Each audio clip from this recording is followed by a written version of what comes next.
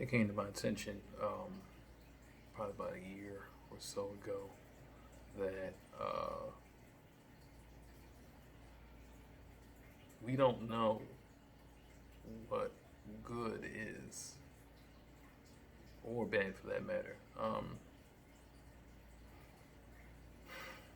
I'm a man of faith, and at times when I feel low, I like to pray.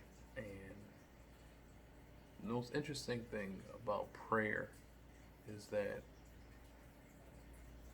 you're asking God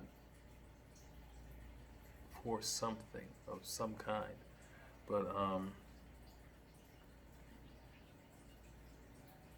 sometimes you get an answer, and it's not in the way that you would think. But in this particular case, me going through my rants and complaints about life and things of that nature, and this isn't fair, and da da da da. And I heard a voice let me know in the short that I either don't know what love is, or good or bad. There's a story in the Bible about a man named Job who is favored by God. He has everything that a man could ask for, a nice home. He has a wife, children. He's rich beyond the measures of most people in that day. And then in one day, loses it all. The devil has a conversation with God, and he says if you take the things away from him, then he'll curse you. Most people have heard the story. But the interesting is how the story ends. And it wasn't really about Job being a good person, but it was more so about what God sees as morally right, or how God sees things. And that's when it got me thinking afterwards that we don't know what good is. We don't know what evil is. I looked up the word good in the dictionary, and it had a lot to do with conforming to a standard of morality or acceptable behavior. And when you look at bad, would be a failure to conform to those standards. The problem is we set our own standards. We set our own standards for what is acceptable behavior, and we set our own standards for what is morally correct.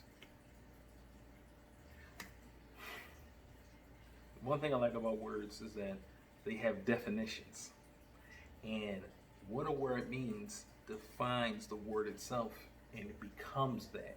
I do so admire the book of Genesis, because whatever God called something, it became what it was called. And you see a lot of that today. But not to trail off. But once you start making your own definitions, then you lose the meaning of the word. The word loses its power, and its definition is purpose. I mean, we all have purpose. We are given names by birth that we don't choose. And to know the definition of your name defines you, in a sense. But if we don't know the definition of good, or we don't know the definition of evil, and we decide to just make up what we believe is good, what we believe is evil, and one person's definition changes from another person's definition, and once the definitions change, the actions change, the mindset changes, and things become chaotic. Now, of course, everyone doesn't believe in the Bible. Everyone doesn't believe the same things, and that's fine. The original standards for what is considered good were kind of written in the Bible, and we have been trying to emulate that for the longest time. But the problem is that we aren't inherently good. Even knowing God's definition of what good is, that doesn't define us. If anything, we're the opposite, and we'll take the high horse approach to morality in our minds,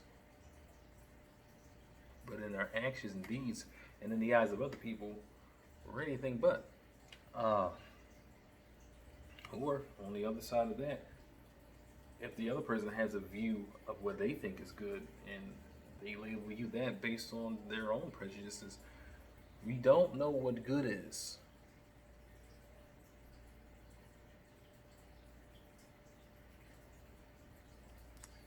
So, how can we judge other people and their actions based on a standard of morality that we define ourselves?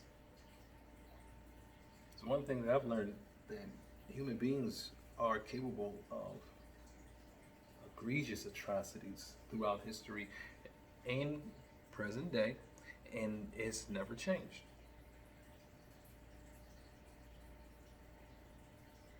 And at the same time, that a man can be both things. Adolf Hitler, infamous for his persecution of the Jews and things that he did, but his wife didn't see him that way. And it's not to say that he wasn't a monster in the eyes of most people, but to his closest confidant, that was the love of her life. And that's how she's seen him. So her definition of good, she would have probably defined her husband as a leader, strong man. And our definition of evil would be Adolf Hitler when you think of one person. But the dynamic is true on both sides. So if a man can be both evil but also good, then what is the definition? What does it mean?